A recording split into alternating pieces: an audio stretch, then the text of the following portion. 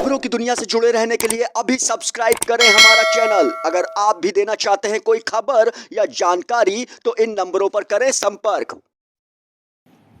योगी मंत्रिमंडल में विस्तार की चल रही अटकलों का सिलसिला थमने का वक्त आ गया है।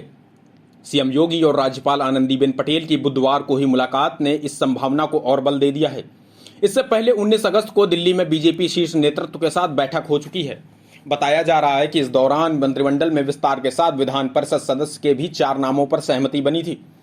दरअसल प्रदेश में अगले साल होने वाले विधानसभा चुनाव से पहले योगी सरकार अपने मंत्रिमंडल विस्तार के जरिए सियासी और जातीय समीकरण साधने पर कवायद में है। बीजेपी के शीर्ष नेतृत्व और मुख्यमंत्री योगी आदित्यनाथ के साथ पिछले सप्ताह बैठक भी हो चुकी है। सूत्रों की माने तो योगी सरकार के कैबिनेट में 6 से 7 नए मंत्री को शामिल किया जाएगा, जिसके लिए नाम भी तय कर लिए गए हैं। संभावित मंत्रियों की सूची में हाल ही में बीजेपी में शामिल होने वाले जितिन प्रसाद का नाम भी शामिल है।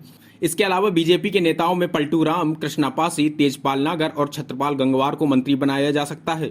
वहीं यूपी कैबिनेट में 2 नाम और संभावित हैं, जिन्हें बीजेपी आलाकमान तय करेगा। माना जा रहा है शीर्ष नेतृत्व इन दोनों मंत्री पद सहयोगी दलों को दे सकता है। 2022 के चुनाव को देखते हुए नए मंत्रियों को शामिल किया जाए, लेकिन पुराने किसी भी मंत्री को कैबिनेट से छुट्टी नहीं होगी।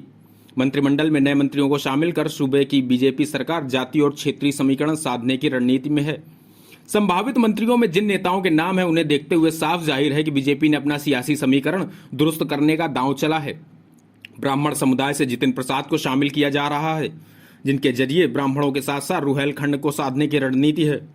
दलित वोटरों को साधने के लिए पलटू राम और कृष्ण पासवान को कैबिनेट में शामिल किया जा सकता है। कृष्णा पासी फतेहपुर की खागा विधानसभा सीट से विधायक हैं। अवध के तमाम जिलों में पासी वोटर की संख्या अच्छी खासी है।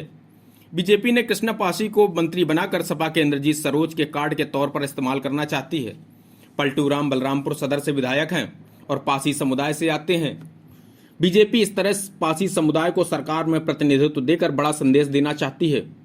वहीं ओबीसी समुदाय से योगी की कैबिनेट में तेजपाल नागर और छत्रपाल गंगवार को मंत्री के तौर पर शामिल किया जा सकता है।